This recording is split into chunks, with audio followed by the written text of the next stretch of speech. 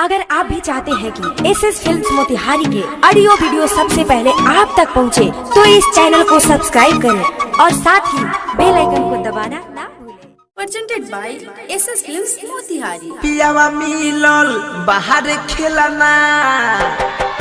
भाता खाएना मिलल बा हाँ सुनो सुनो सुनो सुनो सखी रे हाँ सुनो मोरा सखी हारे सखी रे पियावा मिलल बाहर खेलना ना धरावे हाथ में बेलना निशानी देवर के दी हलबा भातार भाता खाएना मिलल बा निशानी देवर के दी हलबा भातार भाता खाएना मिलल बा पियावा मिलल बाहर खेलना ना धरावे हाथ में बेलना निशानी देवर के दी हलबा भातार भाता खाएना मिलल बा निशानी ही देवर के दी हलबा भातार भाता खाएना मिलल बा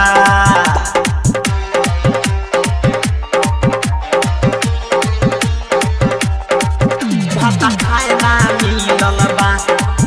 भाता खाएना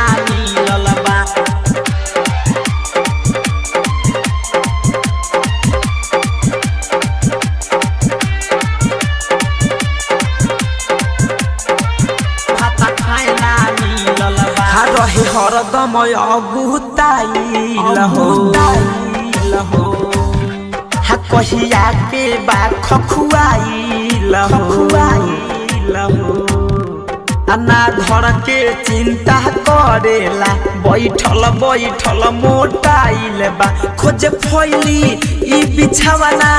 कहे घुघुआ तू खेलावना रात पलंगिए से गिरल बा भातार भाता खाएना मिलल बा निशानी देवर के दिहल बा भातार भाता खाएना मिलल बा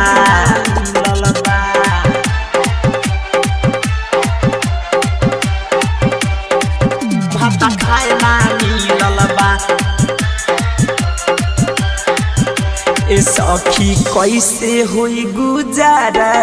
हो कैसे होई गुजारा पियावा मिलल बायावारा हो पियावा मिलल बायावारा सुन फैशन फिरोज तू दिह तना कहा सा सहारा हो होई सौरभ आ उपेंद्रा कब छोड़ी ना ई आदतवा धनंजय धड़कन खिलल बा भातार भाता खाएना मिलल बा निशानी रज सवे के दिहल बा भातार भाता खाएना मिलल बा पियावा मिलल बाहर खेलना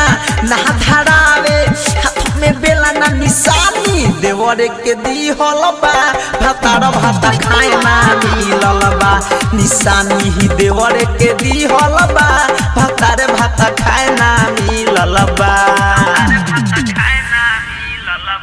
Saurabh digital recording studio Motihari.